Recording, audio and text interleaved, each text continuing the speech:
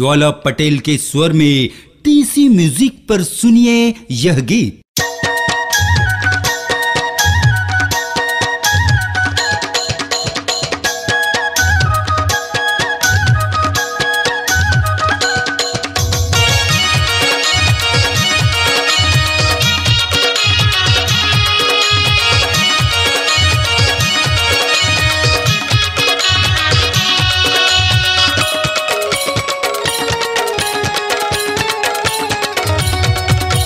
चमचम ले कोटार के डोला ले उतार के सात भंवर वो पार के आगू माँ बैठार के तोला देखत रे गुलैची सोफा माँ बैठार के तोला देखत रे करौंदा सोफा माँ बैठार के चमचम ले कोटार के डोला ले उतार के सात भंवर वो पार के आगू माँ निहार के तोला देखत रे गुलैची सोफा माँ बैठार के तोला देखत रे करौंदा सोफा माँ बैठार के।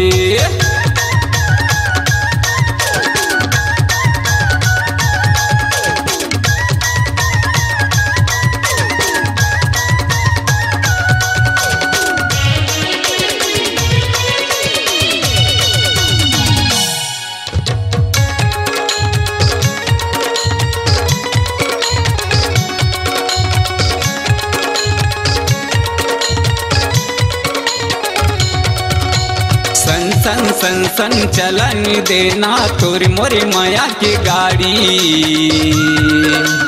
जिंदगी भर तोला छोड़ो नहीं वो बन जा मोर सुआरी।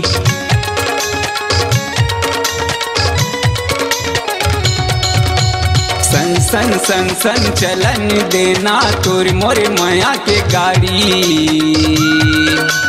जिंदगी भर तोला छोड़ नहीं वो बन जा मोर सुआरी।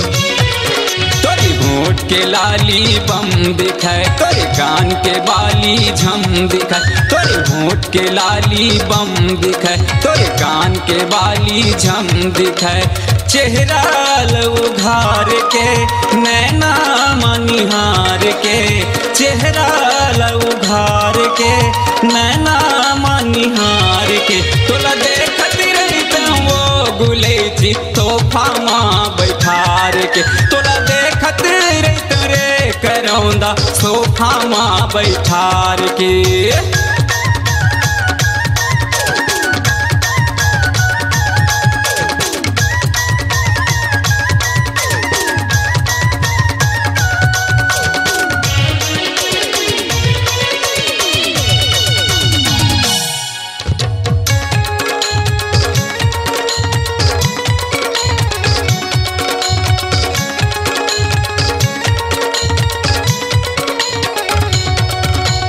चंदा बरोबर चमकत रही थे तोरी माथा के बिंदिया, ये हृदय माँ बसे हवच वो हाय रे मोर सजनिया।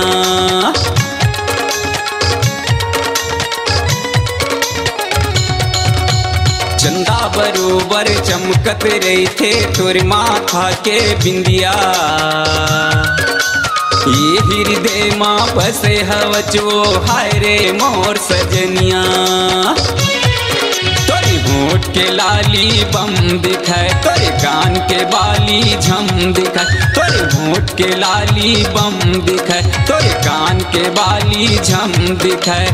चेहरा उघार के नैना मनिहार के, चेहरा उघार के नैना मनिहार के तोला देखत रहता वो गुलैची आगू माँ बैठार के तोला देखत रहता वो करौंदा सोफा माँ बैठार के तोला देखत रहता वो करौंदा आगू माँ बैठार के तोला देखत रहता रे गुलैची सोफा माँ बैठार के तोला देखत रहता रे मायारू आगू माँ बैठार के। अपनी आवाज को दीजिए एक नया मुकाम। डिजिटल रिकॉर्डिंग की दुनिया का जाना पहचाना नाम स्वरांजलि, जहां गूंजती हैं ध्वनियां अपनी माटी की सौंधी सुगंध के साथ। छत्तीसगढ़ी संगीत के विविध रंग जो पहुंचाते हैं पूरे प्रदेश में डिजिटल रिकॉर्डिंग के संग। स्वरांजलि स्टूडियो, नेमीचंद गली नंबर 2, गंजपारा, रायपुर।